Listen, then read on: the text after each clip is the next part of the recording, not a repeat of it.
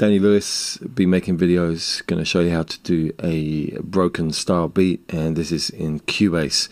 I've loaded up the Hip Hop Kit 2, and basically I've just set stuff up, and I'm going to set the grid to 16th with a bit of swing on there.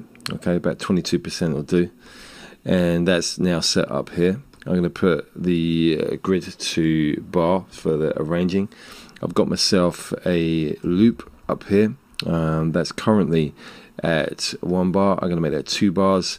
I'm going to turn on cycle down below, put the click on. I'm going to set the tempo to fixed tempo, about 125. And what I'm going to do is I'm going to bring in something that's quite handy in Cubase, which is something called Inplace editing. And to do this, what I need to do is to double click between the locators to create an empty part. And then over here on the track list, just at the top, toggle Inplace editor. If I turn that on, you can actually see the key edit screen placed actually within the project window, which is really handy. So I've got myself a hip hop kit here. This is on the Halion 1, so it's just a preset instrument. I haven't actually chosen any of the sounds here, and it's just the library sounds. It's quite an interesting kit, a couple of things that are quite good in here, and what I'm going to do is I'm going to build up a beat.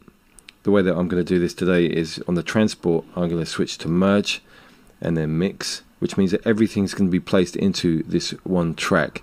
And that's one of the methods that you can use for building up beats. So anyway, I'm going to leave this running. I'm going to build in some bits. Funny enough, there's an interesting sample. Where is it?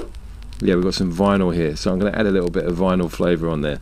It's a technique that loads of people use, but it's going to add a nice kind of vibe to the whole thing. So anyway, let's just get going.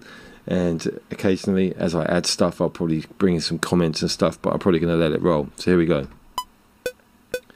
Just add the vinyl noise first. So you can see that coming through up there, and that's just running. Also, one of the other things that I'll do is I'll turn auto quantize on the transport, so everything's going to be tidied as I go along. So let's just get a couple of bits on the go.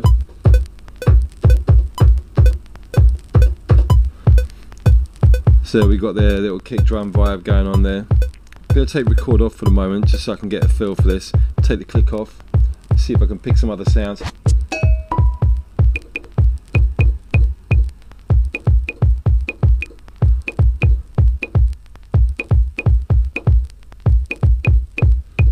Okay, gonna get something in there, a little clave.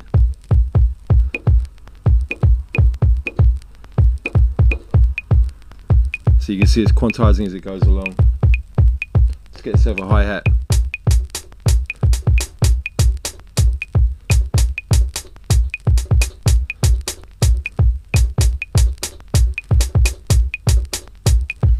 So just building up these elements, see what else we got. Gonna do that at the beginning. Here we go.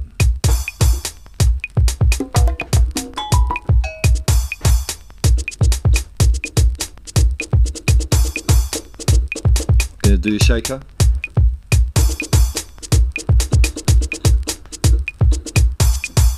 That's in there now.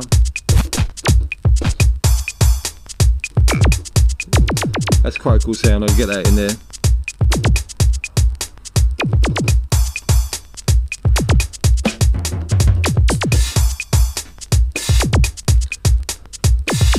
Do the open hat.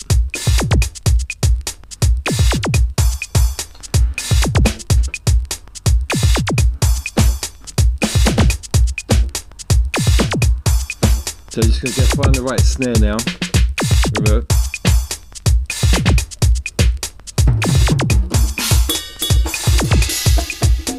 See if we've got another snare somewhere around here.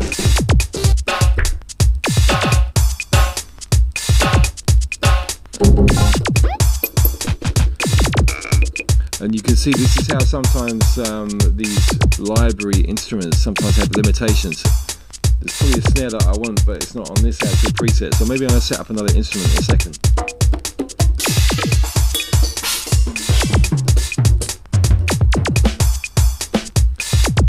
Okay, I'll use this one. Here we go.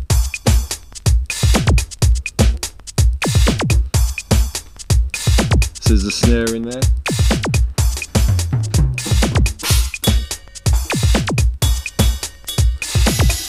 Looking for some other stuff to fill in the gaps here.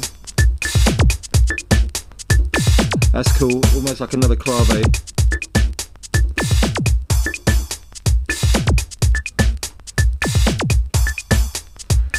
See what else we can find.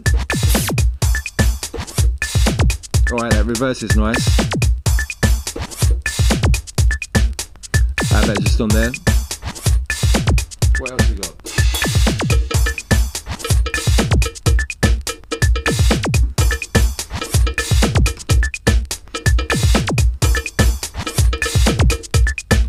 Another cowbell flavour getting in there.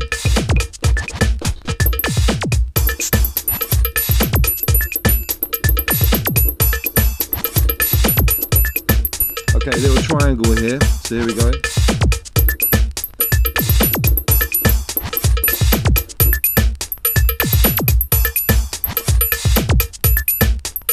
Yeah, that's working well.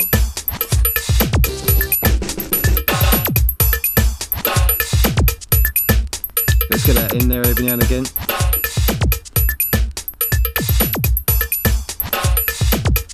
Not personally my favourite snare sound. You know what I might do is if I just take this, let's just scan up and down a bit. Okay, maybe that temp, let's see. Nah, let's go down the list. See about that one. Nah, tell you what I'm going to do, I'm going to take this and place it later on.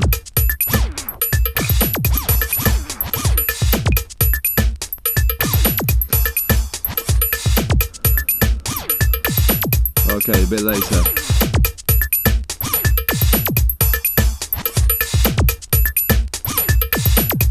One 1/16 more to the right. There we go. So you know that's got the broken flavour there. So anyway, last thing to do.